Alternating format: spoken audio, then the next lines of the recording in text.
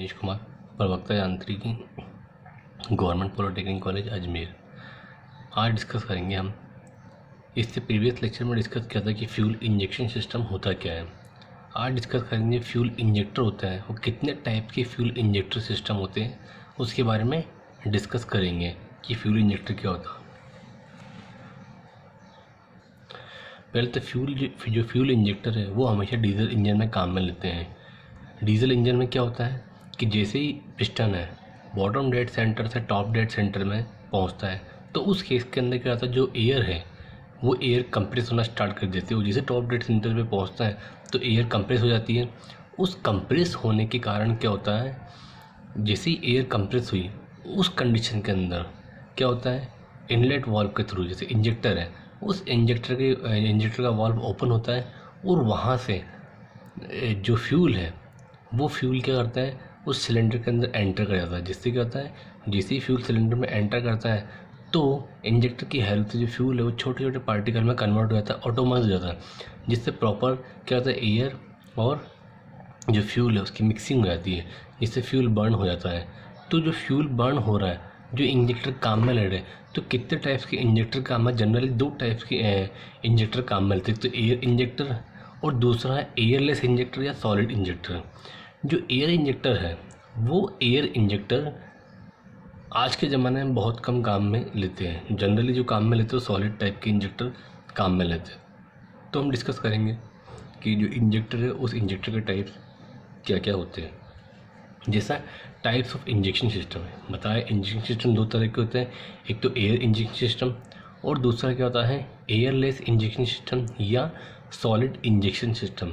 जो एयरलेस या solid injection system है ये भी चार टाइप्स के होते हैं, individual pump and nozzle system, unit injector system, common rail system जिसको CRDI बोलते हैं, और डिस्ट्रीब्यूटेड टाइप सिस्टम। तो इसके बारे में वन बाय वन डिस्कस करेंगे कि पहले एयर इंजेक्शन सिस्टम क्या होता है और एयरलेस इंजेक्शन सिस्टम क्या होता है।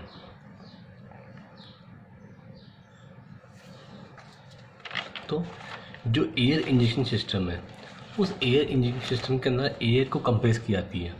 जो कंप्रेस एयर है उस कंप्रेस एयर की हेल्प से जो फ्यूल सिलेंडर के अंदर जा रहा है, इंजेक्ट हो रहा है, वो फ्यूल को इंजेक्ट करने के लिए कंप्रेस एयर का बहुत बड़ा रोल है उसके अंदर। उस कंप्रेस्ड एयर की हेल्प से ही क्या करते हैं, हम फ्यूल को सिलेंडर के अंदर एंटर कराते हैं। जिससे क्या होता है, अब जो एयर इंजन सिस्टम, जिससे क्या होता है कि हमको फ्यूल को कंप्रेस करने के लिए एक एडिशनल डिवाइस जो कंप्रेसर बोलते हैं, उस कंप्रेसर को ऐड करना पड़ेगा उस सिस्टम के अंदर। उस कंप्रेसर को ऐड करना पड़ेगा, जिसके कारण क्या होता है, जिस कंप्रेसर ऐड करने के कारण जो एयर इंजन सिस्टम है उसका ऑल ओवर साइज़ बढ़ जाता है।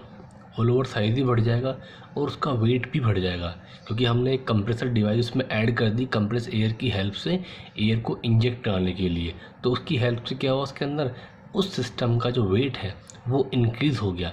उस वेट बढ़ जाने के कारण, साइज़ बढ़ जाने के कारण क्या जाता है कि जो ब्रेक पावर है वो ब्रेक पावर रिड्यूस हो जाती है, डिक्रीज हो जाती है, कम हो जाती है। इस कारण क्या होता है कि आजकल के दिनों के अंदर जो एयर इंजन सिस्टम बहुत कम काम में लेते हैं, क्योंकि इसमें एक मैकेनिकल कंप्रेसर की जरूरत पड़ेगी, वो एक एडिशनल डिवाइस बढ़ जाएगी। उस एडिशनल डिवाइस बढ़ने के कारण क्या होगा, जो उसका इंजन का साइज़ है वो बढ़ जाएगा, जिससे ऑल ओवर वेट बढ़ जाएगा, इसकी पावर डिक्रीज हो जाएगी, ब्रेक पावर रिड्यूस हो जाएगी, इसकी एफिशिएंसी डिक्रीज हो जाएगी। तो इसलिए क्या करते हैं, आजकल एयर इंजन सिस्टम काम में नहीं लेते, जनरली सॉलिड टाइप के इंजेक्शन सिस्टम ही काम में लेते हैं। अब जो एयर इंजेक्शन सिस्टम है उसके एडवांटेज क्या है, सबसे बड़ा एडवांटेज क्या, हाई विस्कोसिटी वाले फ्यूल का उपयोग किया था इसके अंदर। जिस फ्यूल की विस्कोसिटी बहुत ज़्यादा होती है उस फ्यूल को अपन इसके अंदर काम में लेते हैं, जो कि सॉलिड इंजेक्शन सिस्टम के जो सॉलिड इंजन सिस्टम में काम में ली जाने वाला फ्यूल के कंपेयर में क्या होता है, वो लेस एक्सपेंसिव होता है, कम खर्चीला होता है उसके अंदर, जो हाई विस्कोसिटी फ्यूल वाले फ्यूल काम में ले रहे हैं। पहला एडवांटेज। तो दूसरा एडवांटेज क्या है, इसमें एयर फ्यूल को मिक्सिंग अच्छी होने के कारण इसका मीन इफेक्टिव प्रेशर बढ़ जाता है। जैसे कि इसमें एयर और फ्यूल जो कि एयर और फ्यूल की मिक्सिंग अच्छी तरह हो जाएगी, और एयर फ्यूल की मिक्सिंग अच्छी तरह होने के कारण इसका मीन इफेक्टिव प्रेशर बढ़ जाएगा, और मीन इफेक्टिव प्रेशर बढ़ने के कारण इसकी इफिशियंसी बढ़ जाएगी। बट क्या है, लेकिन इसके अंदर एक एडिशनल डिवाइस क्या बढ़ेगी, इसके अंदर कंप्रेसर, और इसका साइज, सॉरी, इसकी इफिशियंसी डिक्रीज, इफिशियंसी इतना फर्क नहीं पड़ेगा। इसकी जो साइज़ बढ़ जाएगा और ब्रेक पावर रिड्यूस हो जाएगी। मिक्सिंग तो होगा, मिक्सिंग फ्यूल बर्न होगा, इसके अंदर अच्छी मिक्सिंग में फ्यूल बर्न होगा, लेकिन क्या होगा, उसका कंप्रेसर का साइज़ बढ़ गया, ऑल ओवर साइज़ बढ़ गया, इसकी उसकी कॉस्ट भी बढ़ जाती है। तो इस तरह हम एयर इंजेक्शन सिस्टम बहुत कम काम में ले सकते हैं। जनरली क्या होता है, हमको सॉलिड इंजीनियरिंग सिस्टम ही काम में लिया जाता है इसके अंदर। जैसा कि जिन डायग्राम दिखाया गया इसके अंदर जो एयर इंजीनियरिंग सिस्टम है वो इस तरह का एयर इंजीनियरिंग सिस्टम होता है, जिसके अंदर एयर को जो फ्यूल है उसको जो कंप्रेस्ड एयर है वही फ्यूल को इंजेक्टर की हेल्प से क्या करता है, सप्लाई करता है कंबशन चैम्बर के अंदर। तो इसमें दोनों ही बाहर की तरफ होता है इसके अंदर। तो इस तरह एयर इंजीनियरिंग सिस्टम काम करता है इसके अंदर।